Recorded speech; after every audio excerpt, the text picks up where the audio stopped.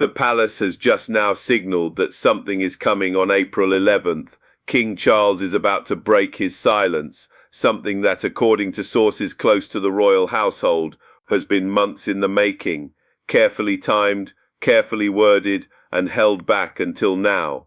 Today, I am going to walk you through everything I know, because this one announcement could literally change the monarchy forever. What is coming on April 11th is way bigger than most people realize. To understand why April 11th matters, you first need to understand the man making the announcement. Charles waited longer than any heir in British history to become king. 73 years old when the crown finally passed to him.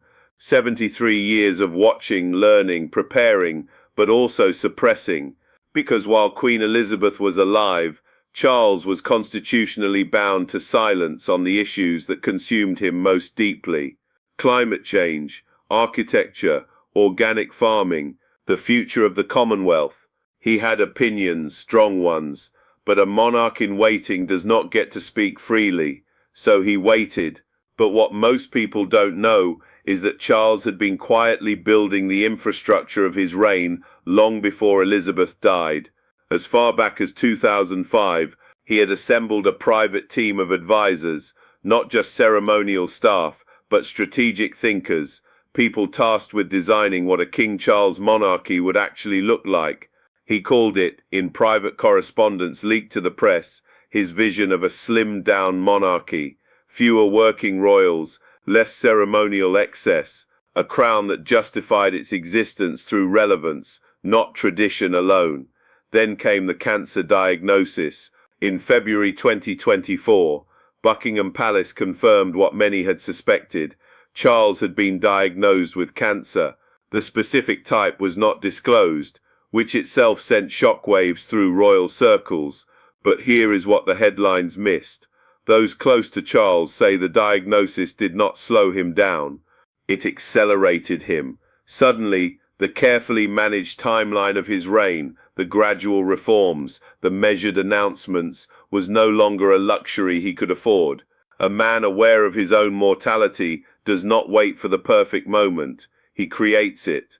And according to sources familiar with palace planning, that is precisely what Charles has been doing since his treatment began. Working quietly, meeting privately, preparing something that those around him describe as the most personally significant statement of his reign so far. There is another detail that rarely gets reported.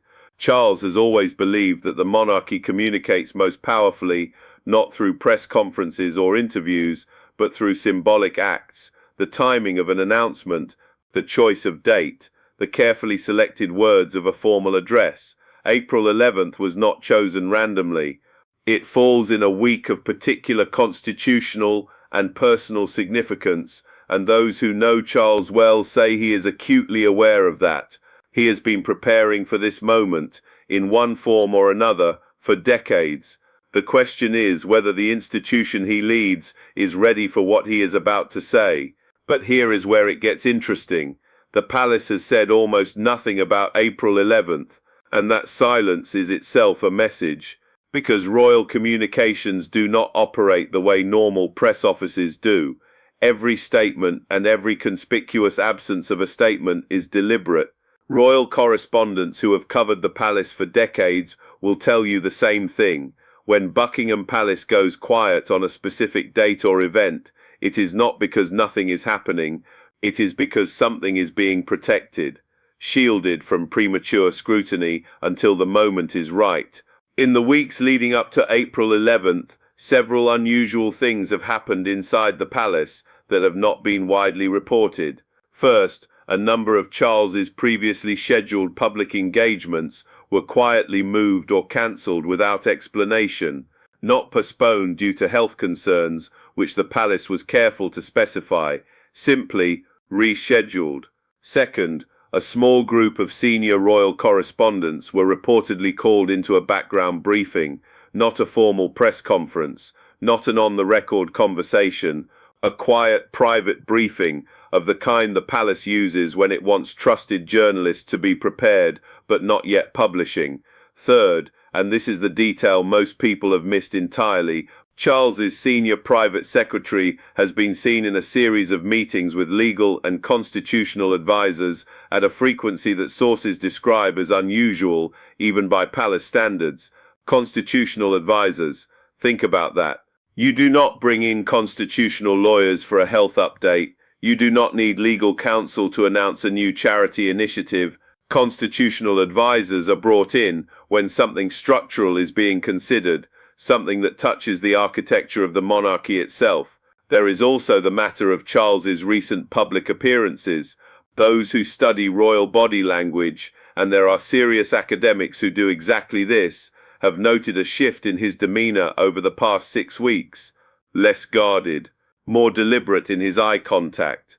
A man, several observers have noted, who appears to be carrying something significant, but carrying it with intention rather than burden.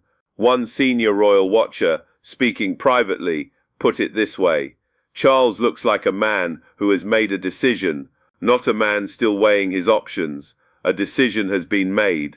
The machinery of the palace is now simply waiting for the right moment to reveal it.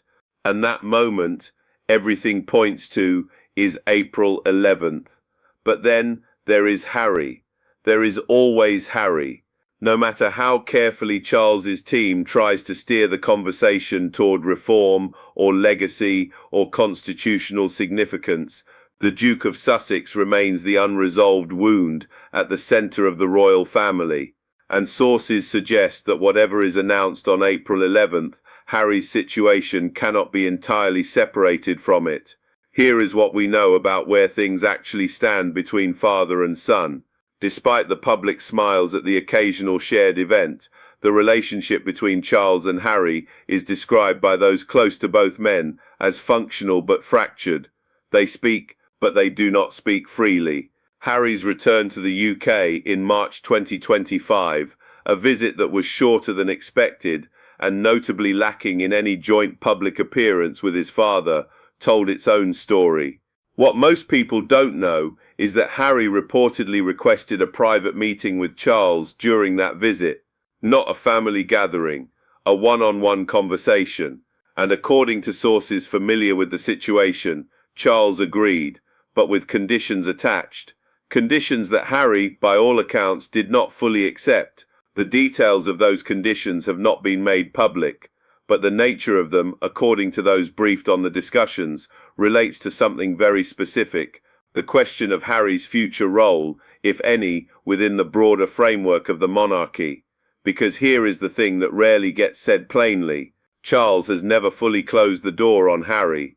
Unlike some factions within the palace, and there are factions, make no mistake, Charles is understood to believe that a complete, permanent rupture with his younger son would be damaging, not just personally, institutionally. A monarchy that cannot reconcile within its own family is a monarchy that struggles to present unity to a country that increasingly questions its value. But Charles is also a man shaped by decades of protocol, hierarchy, and institutional loyalty. And Harry, by writing Spare, by giving the interviews he gave, by the Netflix documentary, crossed lines that cannot simply be undrawn. So the question being asked in royal circles right now is this: does April 11th represent Charles finally drawing a line, or does it represent an outstretched hand? Those close to the king are divided. One school of thought holds that the announcement will contain a formal statement about the future structure of the working royal family, one that implicitly, if not explicitly, defines Harry's place outside it. Another school believes Charles is too emotionally invested in reconciliation to close that door publicly. But there is a third possibility that almost nobody is discussing. What if April 11th is not about Harry at all? What if Charles has decided that the most powerful thing he can do is simply move forward and force the world to move with him? That possibility may be the most significant of all. But no conversation about Charles's decision-making is complete without understanding the woman beside him, Camilla, Queen Camilla, Queen Camilla, a title that, not long ago, seemed constitutionally impossible, and yet here we are, What the public sees of Camilla is carefully curated: the warm smile at engagements, the easy manner with crowds, the woman who appears to have, against all odds, won over a British public that once viewed her with deep suspicion. But what happens behind closed doors is a different story entirely.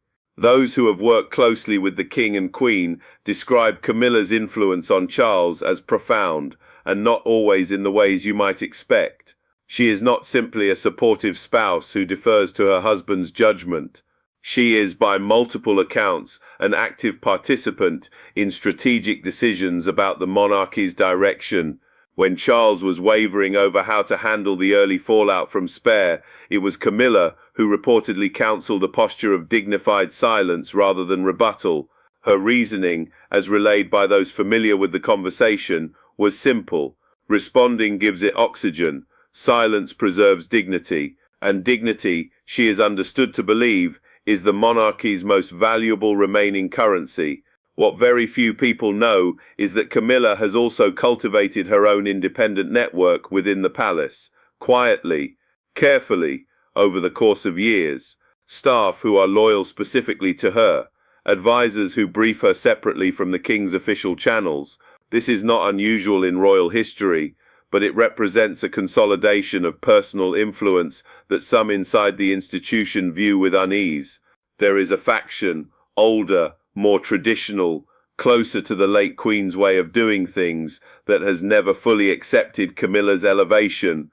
They tolerate it, but they watch, and according to sources, one of the tensions running beneath the surface of the April 11th announcement is precisely this internal division. Whether what Charles is about to say reflects his own instincts, Camilla's counsel, or the competing pressure of institutional advisors who want something far more conservative. Camilla, those close to her say, wants Charles to be bold, to use whatever time he has, and they are both acutely aware that time is not guaranteed, to cement a legacy that goes beyond ceremony. Whether Charles listens to her or to the institution, on April the 11th of May, tell us more about the modern monarchy than the announcement itself. So what is actually coming on April 11th? Let's go through the serious possibilities, because not all theories are equal, and some of the speculation circulating online is frankly wide of the mark. The first possibility, and the one that cannot be dismissed, is a health update. Charles's cancer treatment has been ongoing, and the palace has been notably opaque about his progress. A formal announcement of remission, or conversely, a frank update about ongoing treatment, would be consistent with the level of preparation sources are describing. But here is why most senior royal watchers believe the health update theory, while possible, is probably not the full picture. A health announcement does not require constitutional lawyers. A health announcement does not require the kind of careful, months-long orchestration that sources are pointing to. Which brings us to the second possibility, a formal restructuring of the working royal family. This would be significant. We are talking about a formal, public redefinition of who carries out royal duties on behalf of the crown and, crucially, who does not.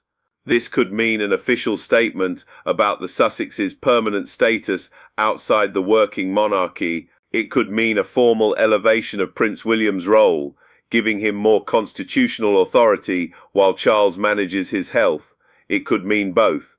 There is a third possibility that has been discussed in very select circles and has not yet made it into mainstream royal coverage, a constitutional proposal. Charles has, for years, held private views about the relationship between the monarchy and elected government, particularly around areas like royal prerogative powers and the sovereign's role in national life. Sources suggest he has been in quiet discussion with senior figures about whether a reigning monarch could, in an entirely unprecedented move, voluntarily propose a limitation of certain royal powers, a gesture of democratic humility, a signal that the monarchy understands the era it is operating in.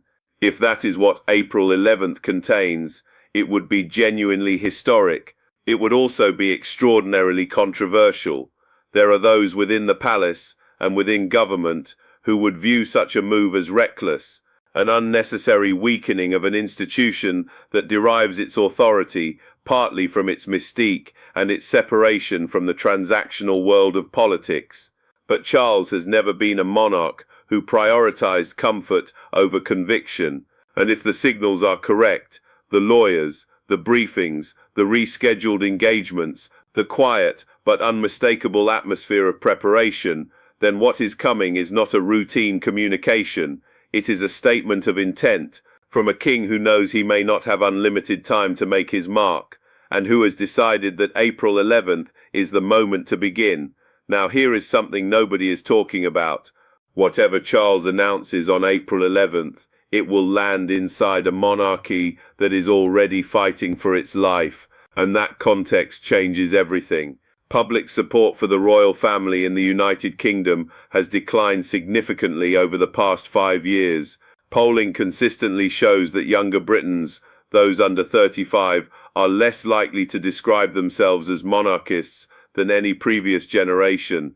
The Sussex's departure, the Epstein scandal's long shadow over the institution, the relentless tabloid scrutiny, and the unresolved question of the Commonwealth's future relationship with the Crown, all of these have chipped away at the monarchy's foundations in ways that a single announcement cannot easily repair. But here is what makes Charles's situation uniquely complicated. He is not just managing a public relations problem, he is managing a succession. William is watching, and William, according to those who know him well, is not a passive observer of his father's reign. He has his own views about what the monarchy should look like, his own team, his own priorities. What most people don't realize is that the relationship between Charles's court and William's court, the King's advisors versus the Prince of Wales's advisors, is not always harmonious. There are genuine strategic disagreements about pace, tone, and direction. William, younger and more instinctively attuned to public sentiment, reportedly believes the monarchy needs to modernize faster than his father's more measured instincts allow. Charles, shaped by 70 years of watching how quickly radical change can destabilize ancient institutions, prefers deliberate, carefully managed evolution. These are not irreconcilable differences, but they are real ones, and April 11th will, in ways both obvious and subtle, signal whose vision of the monarchy is currently dominant. There is also the Commonwealth dimension, rarely discussed in domestic British coverage, but enormously significant globally. Several Commonwealth nations are actively reconsidering their relationship with the Crown. Jamaica has formally signalled its intention to become a republic. Others are watching closely. Charles, who has spoken more honestly about the legacy of empire than any of his predecessors, understands that the monarchy's global relevance cannot be assumed, it must be earned, and an announcement that speaks to that acknowledges the complexity of the Crown's global position with honesty and without defensiveness, would land very differently in Kingston or Nairobi than a standard royal address. Whether April 11th reaches that far remains an open question, but those who know Charles believe he is thinking about it, because that is who Charles has always been, a man who thinks further ahead than the immediate headline. A man who has spent his entire life preparing for exactly this moment, and who understands, better than anyone, that what he says now will define the monarchy long after he is gone. After everything we have just walked through, the lawyers, the briefings, the fractured family, the fading public trust, one thing is clear: April 11th is not just another date on the royal calendar, it is a moment.